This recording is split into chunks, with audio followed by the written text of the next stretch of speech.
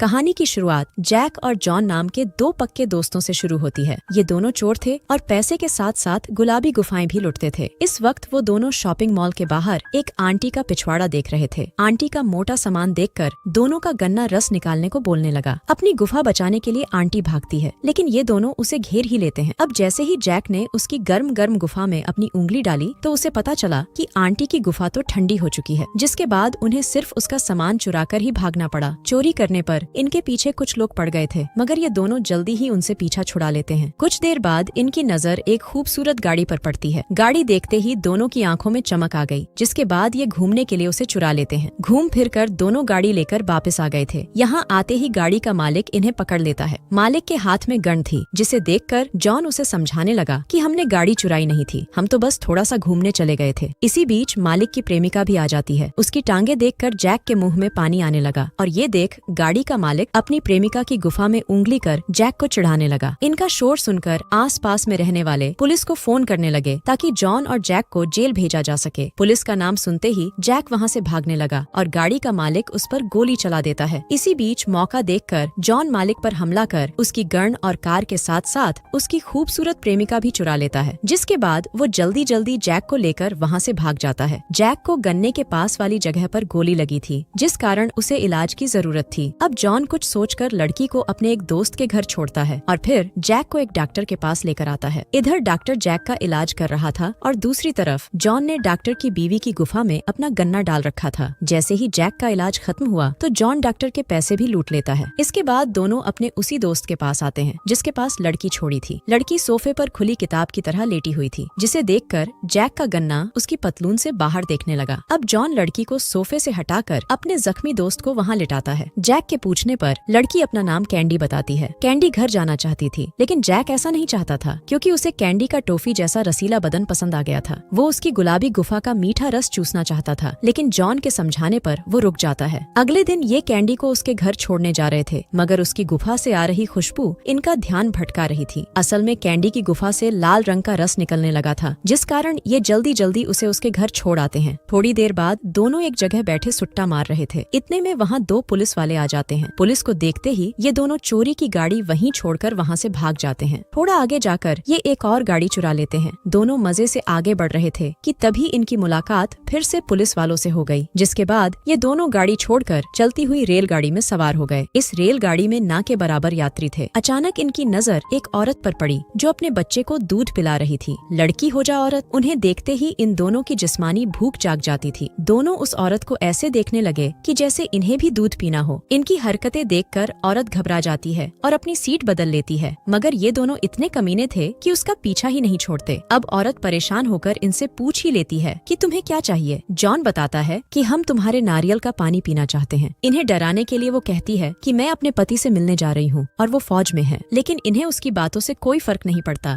John उसे पैसों का लालच देता है और पैसे देखकर वो मान गई। अब जैक उसके नरम नरम नारियल चूसने लगा और जॉन उसकी गुफा में उंगली करने लगा। पति फौज में होने के कारण औरत भी काफी प्यासी लग रही थी, जिस कारण वो भी मजे लेने लगी। अब जॉन अपना गन्ना निकालने ही वाला था कि तभी स्टेशन आ जाता है और औरत नीचे उतर जाती है। इसके बाद ये दोनों फिर आगे बढ़ने लगे। आखिरी स्टेशन आने पर दोनों रेलगाड़ी से उतर जाते हैं, लेकिन सामने खड़ी पुलिस को देखकर ये दोनों दूसरी रेलगाड़ी में सवार हो गए। कुछ देर बाद ये एक ऐसे शहर में पहुंच गए यहाँ के सभी घर खाली और दुकानें बंद थीं। दूर दूर तक कोई इंसान नजर नहीं आ रहा था। पूरा शहर खाली होने के कारण ये दोनों एक घर में आते हैं और वहीं रात गुजारते हैं। इन्हें अपने गन्नों का रस निकाले हुए कई दिन हो गए थे, जिस कारण ये दोनों किसी की मोटरसाइकिल चुराकर अपने शहर वापस आ जाते हैं। अचानक इन्हें याद आता है कि कैंडी ने बताया था कि आज तक कोई भी उसे खुश नहीं कर पाया, जिसके बाद ये जल्दी ही उसे खुश करने उसके घर पहुंच गए। घर में आते ही जॉन कैंडी को पकड़ लेता है और जैक उसकी चड्डी उतारता है। दोनों दोस्त बारी बारी उसकी गुलाबी गुफा में अपना गन्ना घुमाते हैं, मगर कैंडी को बिल्कुल भी मजा नहीं आता। ना तो उसे कोई दर्द हो रहा था और न अपनी गुफा में गन्ने का एहसास। 3 घंटे खुदाई करने के बाद इन्हें भूख लग गई थी, लेकिन इनके पास खाना खाने के लिए पैसे नहीं थे। ये देख कैंडी इन्हें अपने प्रेमी की दुकान में लेकर आती है ताकि यहाँ से कुछ पैसे लूट सके। जैक और जॉन दुकान लूटने में बिजी थे और इसी बीच कैंडी जैक को उसकी गुफा में गन्ना डालने को कहने लगी। जब जैक मना करता है तो कैंडी गुस्से में आकर दुकान का सामान तोड़ना शुरू कर देती है। ये देख ये दोनों उसे वहीं बांधकर दुकान में लूट पाट कर भाग जाते हैं। इसके बाद दोनों अपने लिए कुछ कपड़े खरीदते हैं और फिर एक महंगी जगह जगह खाना खाने जाते हैं। इनके महंगे कपड़े देखकर कई लड़कियां इन्हें रिझाने की कोशिश करती है, लेकिन इन दोनों को उनमें से कोई भी पसंद नहीं आती। किसी के तरबूज पिचके हुए थे तो किसी की गुफा पर बाल ही बाल थे। थक हार कर दोनों दोस्त वहाँ से निकल आते हैं, मगर गर्म माहौल देखकर दोनों को गर्म नरम गुफा की जरूरत थी। इसलिए सुबह होते ही ये दोनों एक औरत के पीछे लग गए जो शहर से बाहर की तरफ जा रही थी। इस औरत का नाम मारिया था। वो इन दोनों को दूर रहने की धमकी देती है, लेकिन वो नहीं रुकते। मारिया आगे आगे और ये दोनों उसके पीछे पीछे जा रहे थे। मारिया की मटकती चाल देखकर जॉन खुद को संभाल नहीं पाता और वो मारिया को बता ही देता है कि हम तुम्हारी गुफा का रस पीना चाहते हैं। जॉन के कहने पर जैक गाड़ी लेने चला गया और मारिया को सिकुड़ते देख जॉन उसे अपना कोट पहना देता है। मारिया समझ गई थी कि ये लोग इतने भी बुरे नहीं, इसलिए वो भी इनका गन्ना लेने को मान जाती है और उनके साथ चल पड़ती है। मारिया उन्हें बताती है कि मेरे पास ना तो रहने की जगह है और ना ही खाने को पैसे। मेरी जिंदगी काफी गरीबी में बीती है। अब जॉन उसे शॉपिंग करने के लिए कुछ पैसे देता है और शॉपिंग करने के बाद ये तीनों भर पेट खाना खाते हैं। खाना खाने के बाद तीनों एक होटल में आ गए थे। होटल के कमरे में आते ही तीनों ने एक दूसरे के कपड़े उतार दिए, जिसके बाद जैक ने मारिया के पीछे और जॉन ने उसके आगे अपना गन्ना डाल लिया। काफी देर तक ऊपर नीचे होने के बाद तीनों सो जाते हैं। अचानक आधी रात को मारिया उठती है और दूसरे कमरे में जाकर जॉन की गन उठा लेती है जो उसने गाड़ी के मालिक से छीनी थी। जल्दी ही दोनों दोस्तों को गोली चलने की आवाज सुनाई दी। पता नहीं क्यों, पर मारिया ने अपनी गुफा में गोली चलाकर खुद की जान ले ली थी। मारिया की मौत देखकर ये दोनों बेहद डर गए, जिसके बाद ये दोनों अपने कपड़े और गन उठाकर जल्दी जल्दी होटल से भाग जाते हैं। दोनों के पास रहने की कोई जगह नहीं थी, इसलिए ये दोनों फिर से कैंडी के पास आ जाते हैं। यहाँ कैंडी अपनी गुफा का रस पिलाकर इनका डर दूर करती है। कुछ देर बाद ये लोग मारिया का सामान देख रहे थे। सामान में बहुत खत थे जो जेल में से मारिया के बेटे सैम ने अपनी माँ को लिखे थे। खत पढ़कर इन्हें पता चला कि सैम आज ही रिहा होने वाला है, जिसके बाद ये दोनों सैम को लेने पहुँच जाते हैं। सैम के पूछने पर दोनों उससे झूठ बोलते हैं कि मारिया दूसरे देश घूमने गई हुई है और तुम्हारी जिम्मेदारी हमें देकर गई है। अब वो सैम को कैंडी के घर ले आते हैं। कुछ देर बाद ये चारों खाना खा रहे थे। कैंडी सैम का गन्ना अपनी गुफा में लेने की बात करती है। थोड़ी देर बाद कैंडी और सैम जिस्मानी खेल खेल रहे थे, जबकि जैक और जॉन घर के बाहर मछली पकड़ रहे थे। दोनों को लग रहा था कि सैम भी कैंडी को दर्द का एहसास नहीं करवा पाएगा, मगर अचानक उनके कानों में कैंडी की चीख पड़ी, जिसे सुनकर इन दोनों को अपने गन्नों पर शर्म आने लगी। रात को सैम इन्हें बताता है कि मेरे एक अंकल के पास बहुत पैसा है। ये सुनकर जॉन उसे अपनी गन देकर अंकल के पास ले आता है ताकि उससे पैसे लूट सके, लेकिन पता नहीं क्यों पर सैम ने आते ही अपने अंकल को ठोक डाला था, जिसे देखकर जैक और जॉन सैम को वहीं छोड़कर कैंडी के साथ भाग जाते हैं। रास्ते में कैंडी की गुफा को प्यास लगने लगी और वो चलती गाड़ी में ही जैक के गन्ने की सवारी करने लगती है, लेकिन उसके अंदर बहुत आग थी जिसे अकेला जैक बुझा नहीं पाता। थोड़ा आगे जाकर जैक गाड़ी चलाने लगा और जॉन कैंडी को पेलने लगा। पूरी रात गाड़ी भी चलती रही और कैंडी की खुदाई भी। लगातार चलने के कारण इनकी गाड़ी खराब हो गई थी, जिस कारण ये लोग पहले लिफ्ट मांगते हैं, लेकिन जब काफी देर तक कोई लिफ्ट नहीं मिलती तो इन्होंने एक और गाड़ी चुरा ली। दोनों दोस्त चोर थे, जिस कारण इनका नाम अखबार में छप चुका था और पुलिस इन्हें हर जगह ढूंढ रही थी। दोनों दोस्त कैंडी को खतरे में नहीं डालना चाहते थे, इसलिए जॉन कैंडी को अपने घर वापस जाने को कहता है, लेकिन वो इनके साथ ही रहना चाहती थी। अब ये तीनों फिर से आगे बढ़ने लगे। रास्ते में एक नदी किनारे इन्हें एक परिवार दिखता है। जैसे ही ये परिवार को लूट कर जाने लगे तो परिवार की बेटी रेचल इनके साथ जाने की बात करने लगी, क्योंकि वो अपनी जिंदगी में कुछ नया करना चाहती थी। लड़की के माता पिता उसे रोकते हैं, लेकिन वो नहीं रुकती। कुछ देर बाद ये चारों एक सुनसान जगह पर थे। रेचल नीचे लेटी हुई थी। जैक और जॉन उसकी गुफा के साथ खेल रहे थे